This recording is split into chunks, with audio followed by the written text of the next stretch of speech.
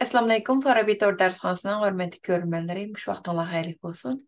Bugün hazırki zaman Uyğur dili dərsimizin 43-cü dərsini ötümüz. Ötən saatlik dərsimizdə alma söz türkü bilan tanışıb çıxandıq. Bugünkü dərsimizdən başlap fe'l söz türkü haqqında toxtalıb ötümüz. Bugünkü dərsimizdə fe'lnin mənisi, fe'lnin qrammatikалық xüsusiyyəti, şundaqla fe'lnin türləri haqqında toxtalıb ötümüz. Dərsimizə başlaşdan burun ötən saatlik dərsimizin axırı sorab ötən tövəndəki iki sualımızға qısqa cavab verib ötəylik. Birinci, belgileş almaçları qrammatikалық xüsusiyyəti qarab qaysı türlərə ayrıldı? Bu sualın cavabı belgileş almaçları ularının qrammatikалық xüsusiyyəti qarab sanmıqdar almaçları, sifət almaçları, isim almaçları və rəviş almaçları deyəndə tört türə bölündü. İkinci, eniqsizlik almaçları deganimə, eniqsizlik almaçları deganimiz sözlük içige eniqsiz bolğan ma'lum bir şeyi, ma'lum bir belge, ma'lum son miqdar, ma'lum vaqt qatarlıqlarını bildirdi. Uyghur tilidagi eniqsizlik almaçları sual almaçlarının keyniga dur qo'shimchasi qo'shish yoki oldiga Allah qo'shimchasini qo'shdek ikki xil yo'l bilan yo'siladi. Bu mazmunlar haqida texnik to'liq tushunchaga ega bo'lmoqchi bo'lsangiz, bizning o'tgan soatlik darslarimizni ko'rib chiqishingizni tavsiya qilaman. Endi darsimizga kelsak, bugun fe'l so'z turkumi haqida to'xtalib o'tamiz. Fe'lning ma'nosini ko'rishdan burun fe'lning tildagi rolini ko'rib chiqaylik. Fe'l har qaysilarda shu tilning yadrosi hisoblanadi, ya'ni tilning markazi hisoblanadi. Uyg'ur tilida fe'llarning grammatikalik kategoriyalari va grammatikalik shakllari boshqa so'z turkumlariga qaraganda intayin ko'p. Shundaqla Uyg'ur tilidagi fe'llarning morfologiyalik o'zgarishi intayin murakkab. Uyg'ur tilining taraqqiyot nuqtasidan qaraydigan bo'lsak, boshqa tillarning ta'siri Uyg'ur tilining fe'l sistemasini buzib etmaganligini ko'ramiz.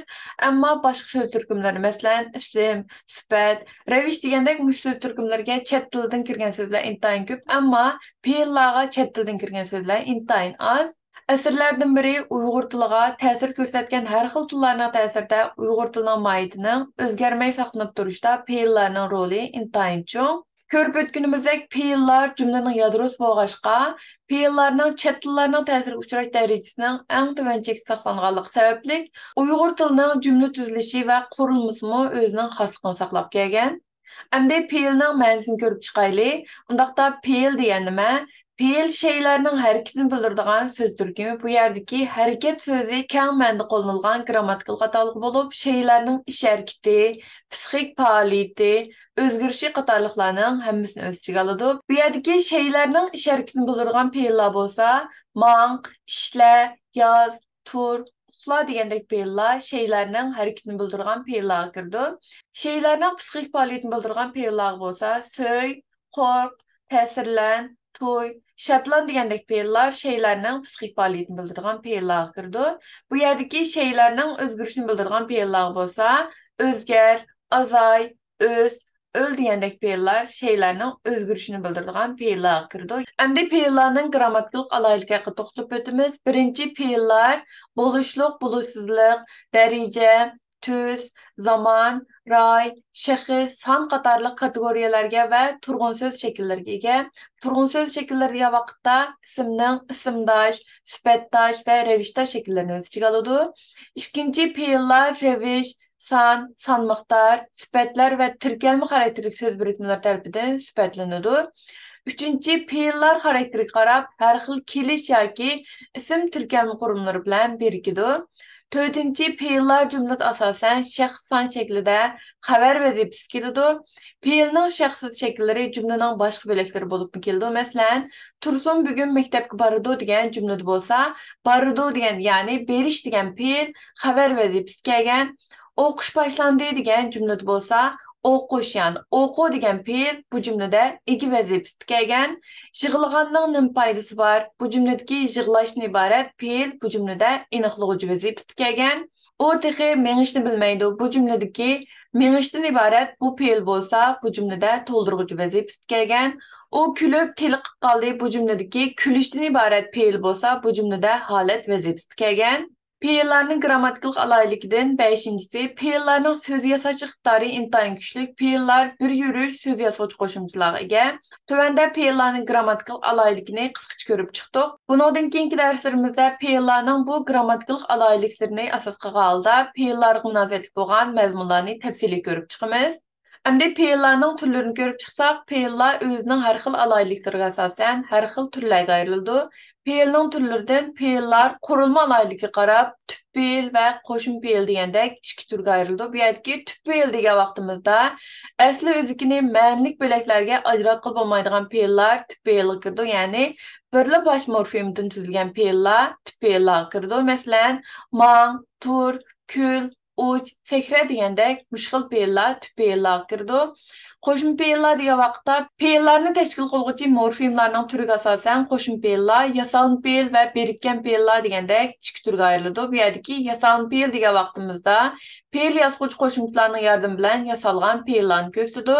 Birikkan fe'l degan vaqtimizda ikki so'zning birikishidan tuzilgan fe'llarni ko'rsatadi. Endi qo'shma fe'llar haqida tafsiliy to'xtalib o'tamiz. Qo'shma fe'llar degan vaqtimizda tashkil qiluvchi morfemlarning turiga asosan yasalma fe'l va birikkan fe'l deb ikki turga ayriladi. Bu yerdagi yasalma fe'l degan vaqtimizda fe'l yasg'uvchi qo'shimchalarning yordami bilan yasalgan fe'llar yasalma fe'llarga kirdi. Masalan, bosh degan so'zga ladan iborat fe'l yasg'uvchi qo'shimchasining qo'shilishini shakllangan boshlar degan fe'l bir degan so'zga lashdan iborat fe'l yasg'uvchi qo'shimchasining qo'shilishini shakllangan birlash degan fe'l. Buningdan boshqa tuza, g'azablan, ko'kar qatorliq mushkil fe'llar yasalma fe'llarga kirdi. Birikkan fe'llar degan vaqtimizda ikki bosh morfemning yoki ikki so'zning tovush jihatdan yoki ma'no jihatdan ayrilmas bir gavdaga aylanishi hosil bo'lib, birlik sekillik ma'no bildirgan fe'llar birikkan fe'llar deyiladi. Masalan, ishlab degan so'zga chiqar degan so'zning qo'shilishidan shakllangan ishlab chiqar degan fe'l, bo'y degan so'zga sun degan so'zning qo'shilishidan shakllangan bo'ysun degan fe'l, yo'l degan so'z bilan qo'y degan so'zning birikishidan shakllangan yo'l qo'y degan fe'l. Bundan boshqa qarshi al, fosh qil, apu qil, tadqiq qil, chora ko'r qatorliq mushkil fe'llar birikkan fe'llarga kirdi. Endi bularni umumlashtirib kelsak, fe'llarning qurilmasini ko'rsatish jadvali tuvandikicha, ya'ni fe'llar tüp fe'l va qo'shma fe'l degandek ikki turga ayriladi. Bu yerdagi qo'shma fe'l bo'lsa, yasalma fe'l va birikkan fe'l degandek ikki turga ayriladi. Va tuvanda ko'rib chiqqanimizdek misollar bor. Endi fe'llarning turlaridan fe'llarning to'ldirg'ich talab qilish yoki qilmasga qarab turlarga ayrilishini ko'rib chiqamiz. Fe'llar to'ldiruvchi talab qilish qilmasga qarab o'timlik fe'l va o'timsiz fe'l deb ikki turga ayriladi. O'timlik fe'l degan vaqtda ma'lum shayga o'tadigan harakatni bildiruvchi fe'llar o'timlik fe'l deyildi. Bundaq fe'llar har doim ism yoki ism roldagi so'zlarning tushum kelish shaklida yoki tushum kelish xarakterida o'ziga to'ldiruvchi bo'lib kelishini talab qiladi. Masalan, xatni yoz, dutarni chal, kitobni o'qi, tomoqni ye, vatanni so'y qatorliq mushkil fe'llar. Ya'ni bu yerdagi yoz, chal, o'qi, ye, so'y degandek fe'llar o'timlik fe'llarga kirdi. O'timsiz fe'llar degan vaqtimizda to'ldirg'ich talab qilmaydigan fe'llar o'timsiz fe'l deyildi. Bundaq fe'llarning ko'pinchisi yo'linish fe'llaridir. Masalan, mang, o'ltir, yugur, kel, mag'rurlan qatorliq mushkil fe'llar o'timsiz fe'llarga kirdi. Undaqda o'timlik fe'l bilan o'timsiz fe'llarni qanday farqlantiramiz? Buning uchun kimni yoki nimani degan savolni fe'llarning oldiga qo'yish orqali fe'llarning o'timlik yoki o'timsiz ekanligini farqlantiramiz. Kimni yoki nimani degan savolga javob bo'lib keladigan fe'llar bo'lsa, o'timlik fe'l, javob bo'lib kelolmagan fe'llar bo'lsa, o'timsiz fe'l hisoblanadi. Masalan, xatni yoz, nimani yoz, xatni yoz. Dutarni chal, nimani chal, dutarni chal. Kitobni o'qi, nimani o'qi, kitobni o'qi. Ya'ni o'timlik fe'llar kimni, nimani degan savolga javob bo'lib kelalaydi. Ammo o'timsiz fe'llar bo'lsa, mang, o'ltir, yugur, kel, mag'rurlan shaklida bo'lg'achqa, kimni yoki nimani degan savolga javob bo'lib kelolmaydi. Endi o'timlik va o'timsiz fe'llarning qisqacha alayligini ko'rib chiqamiz. Ba'zi o'timlik fe'llarning to'ldiruvchisi tushum kelish shaklida bo'lishimi yoki yo'linish kelish shaklida bo'lishi mumkin. Masalan, otni men, otqa men, so'zingni tushunmadim, so'zingga tushunmadim, Ahmadni agash, Ahmadga agash. Bu xil shakldagi fe'llarmi yana o'timlik fe'llarga kirdi.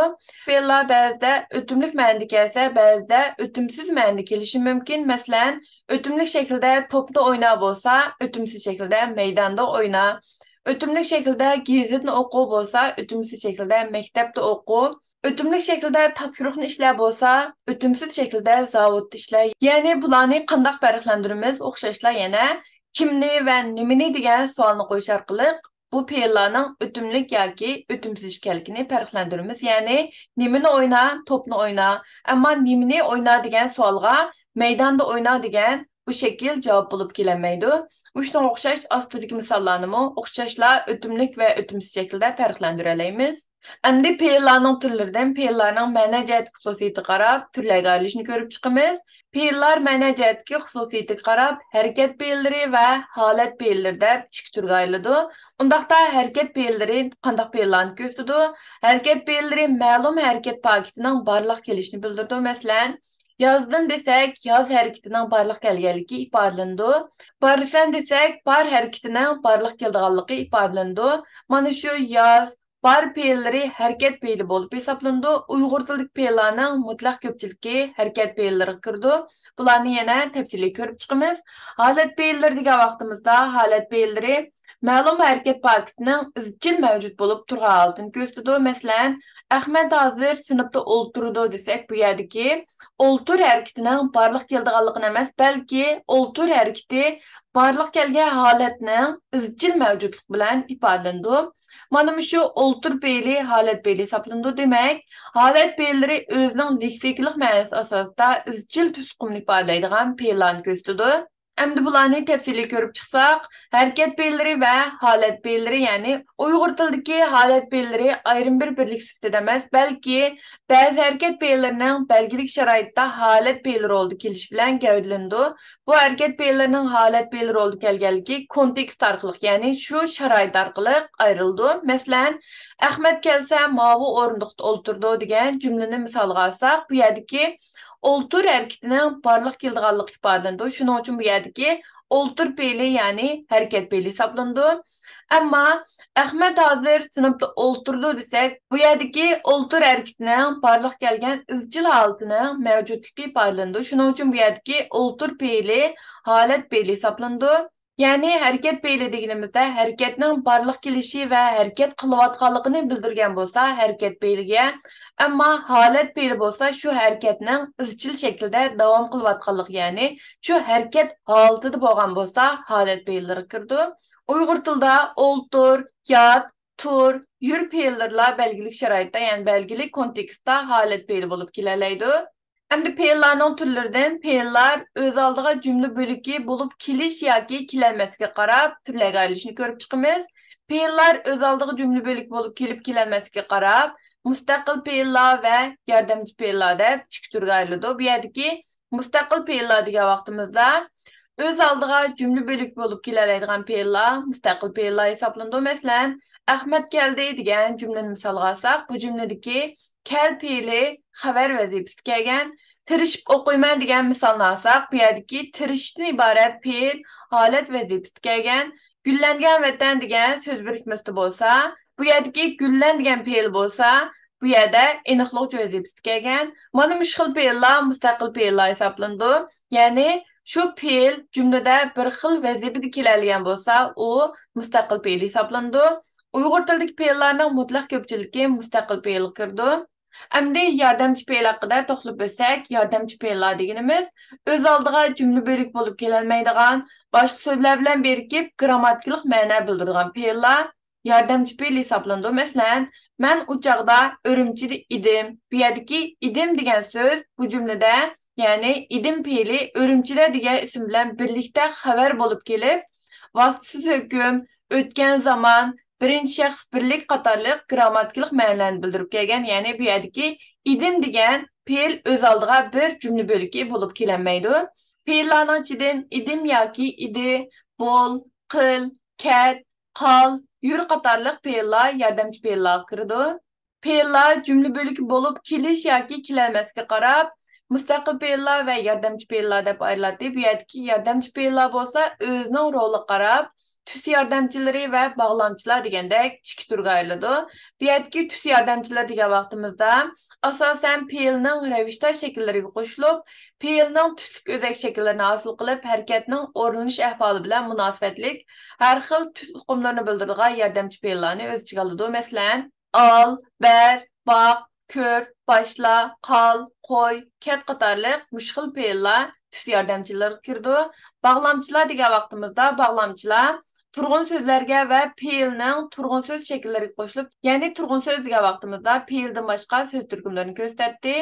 Ya'ni bağlamçılar turg'un so'zlarga va fe'lning turg'un so'z shakllariga qo'shilib, ularni fe'lga xos grammatikalik kategoriyalar bilan bog'laydigan yordamchi fe'llarni o'z ichiga oladi. Endi bu yerdagi tus yordamchilar degan vaqtimizda asosan bir qism mustaqil fe'llarning belgilik sharoitida o'zlarining leksikalik ma'nolarini yoki grammatikalik rolini o'zgartib tus yordamchisi rolida kelishi bilan gavdalandi. Masalan, isib ket, to'shib qol, yezib baq qurilmalardagi ket, qol, vaq fe'llari o'zlarining leksikalik ma'nolarini o'zgartib tus yordamchisi rolida kelgan. Uyg'ur tilida bo'lsa ko'pincha tuvandagi fe'llar tus yordamchisi rolida keldi. Ya'ni al, ber, bak, kör, başla, kal, koy, ket, taşla, bul, çık, ket, öt, yat, oltur, yür, tur qatarlıq fe'llar tus yordamchisi rolida kelalaydi. Ba'zi tus yordamchilarning ravishdosh bilan qo'shilib, fonetikalik o'zgarish uchrashi natijasida maxsus tus tuqumni ifodalaydigan bir qancha qo'shimcha borliq kelgan. Bular tuvanlikcha vat, uvat, uvat, uvat, la, la, ver, ver, vet, ivet, uvet, üvet, val, uval, uval, uval qo'shimchalari. Biz bularni fe'llarning turg'un so'z shakllaridan ravishdoshni ko'rgan vaqtimizda tafsiliy ko'rib chiqamiz. Bugungi darsimiz bu yerda oxirlashdi. Darsimizning oxirida bu darsimizga munosabatli bo'lgan tuvandagi ikki savolni so'rab o'tamiz. Birinchi fe'l degan nima? Ikkinchi mustaqil fe'l degan nima? Bu savollarning javobini YouTube videomizning ostidagi inkas qismiga yoki Instagram hesabımızın DM qismidan uchur yozib avasanglar bo'ladi.